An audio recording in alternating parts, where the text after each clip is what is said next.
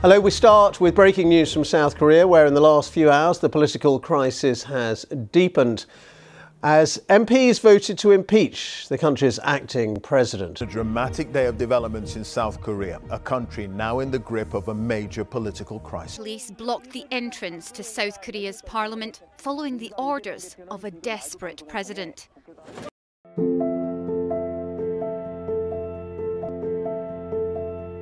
A Coreia do Sul vai colapsar, é isso mesmo que você ouviu.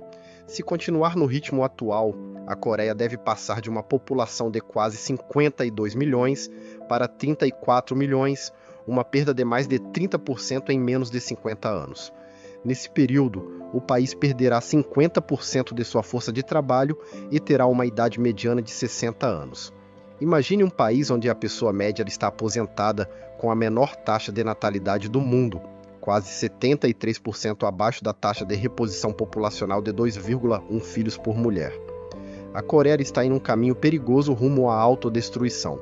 Mas como chegamos até aqui? Por que ninguém está tendo filhos na Coreia? E o mais importante, o que isso significa para o futuro do país? Para entender como a nação chegou a esse cenário, é preciso ir além dos números e observar o que muitos chamam de o lado sombrio da Coreia do Sul.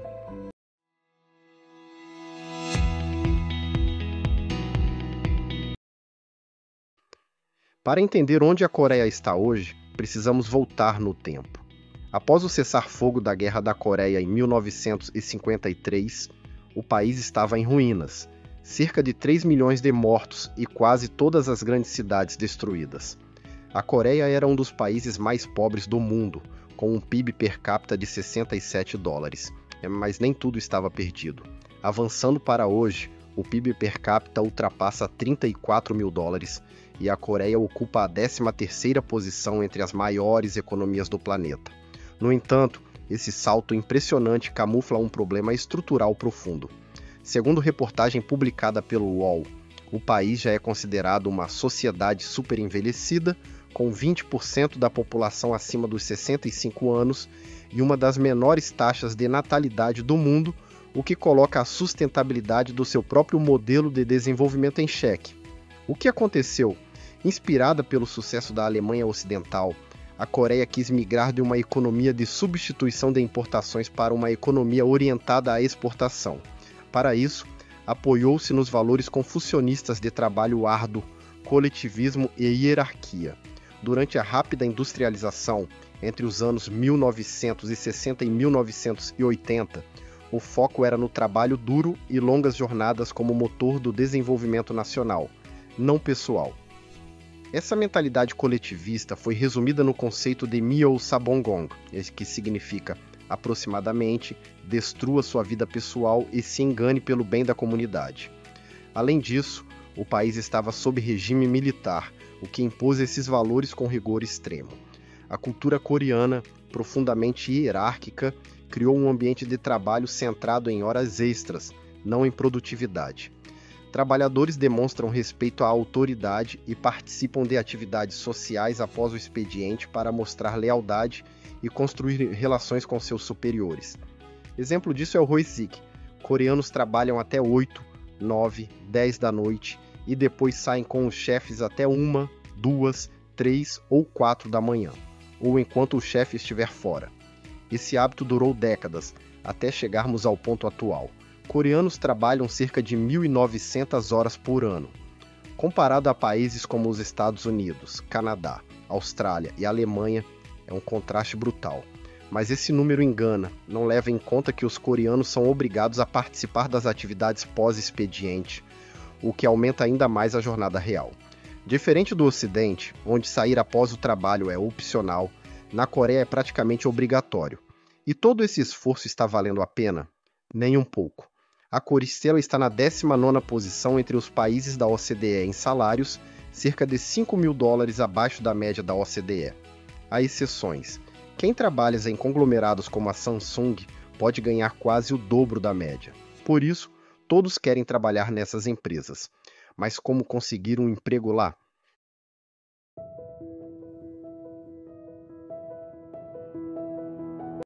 Para entrar em um conglomerado como a Samsung, é preciso ter os chamados specs.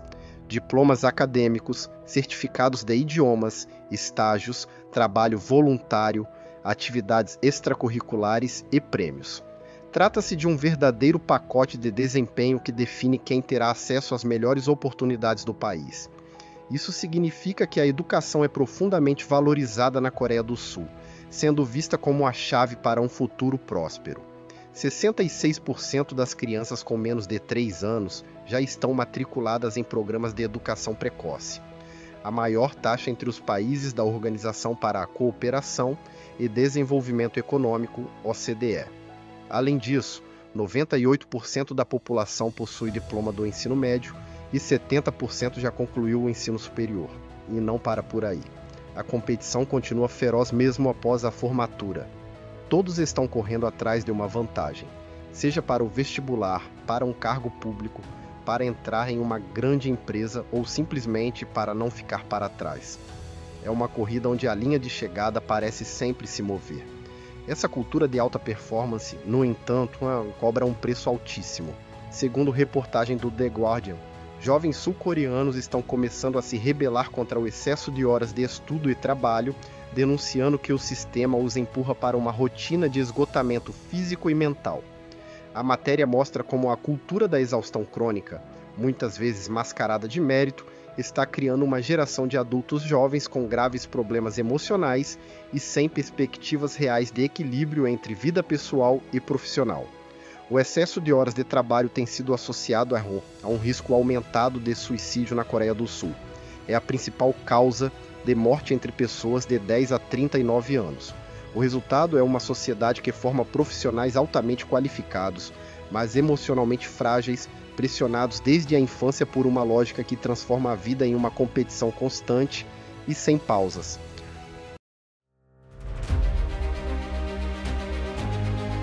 Embora a Coreia do Sul seja considerada um país relativamente acessível, a realidade é bem mais complexa. Seul é frequentemente listada como uma das capitais mais baratas entre os grandes centros urbanos do mundo, mas isso não reflete o custo real de viver, e muito menos o de formar uma família. 20% dos coreanos entre 19 e 39 anos têm dívidas equivalentes a 300% de sua renda, algo inédito na OCDE e impensável em muitos países do Ocidente. Uma das principais causas dessa distorção é o mercado imobiliário. Historicamente, cerca de 70% dos contratos de aluguel em Seul seguiam o modelo Jeonse, no qual o inquilino não paga aluguel mensal, mas precisa depositar entre 50% e 80% do valor total do imóvel.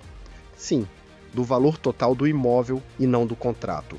Ou seja, se um apartamento custa o equivalente a $500 mil, o inquilino deve pagar $250 mil logo de entrada. Como era de se esperar, esse sistema expulsa os jovens do mercado de moradia. Hoje, aproximadamente 50% dos aluguéis migraram para o modelo WOS, mais semelhante ao aluguel mensal, mas que ainda exige depósitos equivalentes a 12 meses de aluguel adiantado. E ter filhos, economicamente inviável. Funcionários de grandes conglomerados conseguem economizar cerca de $3 mil por mês, mas apenas 25% dos empregos estão nesses grupos. A grande maioria trabalha em pequenas ou médias empresas, onde a economia mensal gira em torno de $900, um valor que mal cobre os custos da educação de uma criança. E é aí que entram os Hagwons, escolas privadas que funcionam no contraturno, preparando estudantes para vestibulares, testes de inglês, concursos e entrevistas de emprego. A educação privada se tornou uma indústria estimada em $19 bilhões no país, ou seja, o custo de um único filho pode consumir toda a renda disponível da família, sem sobrar nada para lazer, viagens ou sequer refeições fora de casa. Segundo uma reportagem do Financial Times, as mulheres coreanas enfrentam um dilema brutal entre carreira e maternidade, pois o custo da educação e da moradia, somado à falta de suporte institucional, torna quase impossível conciliar trabalho e filhos em uma sociedade que ainda deposita toda a responsabilidade da criação nas mães.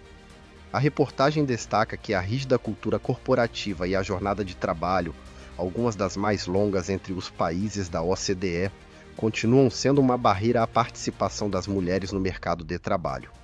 Mais de 40% das mulheres sul-coreanas fazem uma pausa prolongada na carreira após o casamento e o parto, enquanto aquelas que permanecem no mercado de trabalho lutam para progredir na carreira. O resultado é direto e devastador. Muitos casais desistem de ter filhos, não por egoísmo, mas por pura matemática de sobrevivência.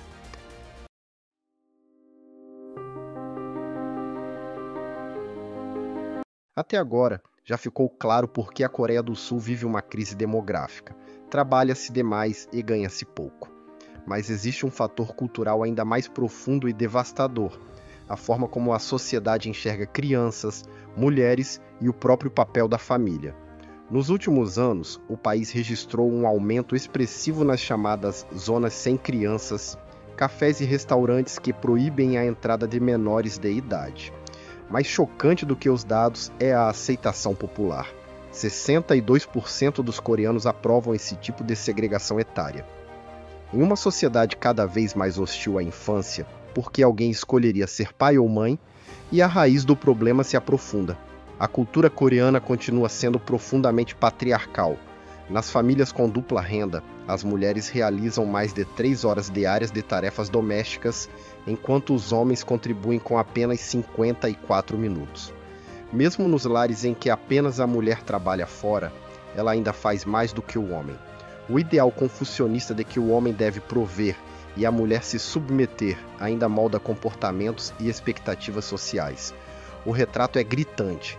72% dos coreanos acreditam que um homem que cuida dos filhos é menos homem, 3 vezes acima da média mundial e até mais do que na Índia, um país já conhecido por fortes tradições patriarcais. E pasme, essa mentalidade também é compartilhada por muitas mulheres. Diante de tamanha desigualdade, é compreensível que tantas mulheres estejam rejeitando a maternidade. Elas seriam forçadas a cuidar da casa, dos filhos, manter uma carreira, enfrentar a pressão estética, tudo isso sem apoio real, sem alívio e ainda sendo julgadas.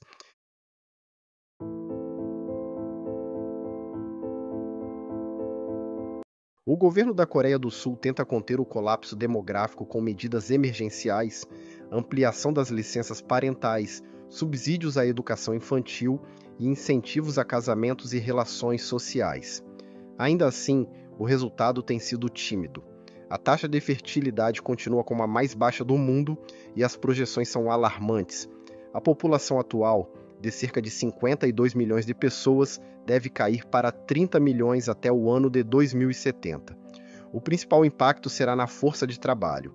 Com 20% da população já acima dos 65 anos, estima-se que quase metade dos sul-coreanos estará nessa faixa etária nas próximas décadas. Reverter essa trajetória parece quase impossível. Mudanças culturais levam décadas, e cada nascimento só começa a impactar a sociedade 20 anos depois. Isso significa que o tempo está contra a Coreia. O país enfrenta o risco real de se tornar uma sociedade envelhecida, com escolas vazias, ruas silenciosas e uma economia fragilizada. Se hoje ter filhos é caro, não tê-los pode custar o futuro inteiro de uma nação. Agora é com você. Comente o que achou e compartilhe conosco a sua visão. Deixe o like e aperte em inscrever-se agora mesmo, ajudando que nosso conteúdo chegue a mais pessoas.